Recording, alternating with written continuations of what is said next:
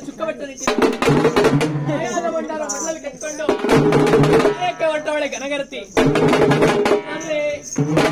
ಪ್ರಕಾರವಾಗಿ ಅಂದ್ರೆ ರಂಗವನ್ನು ಕಂಡ್ರೇನಪ್ಪ,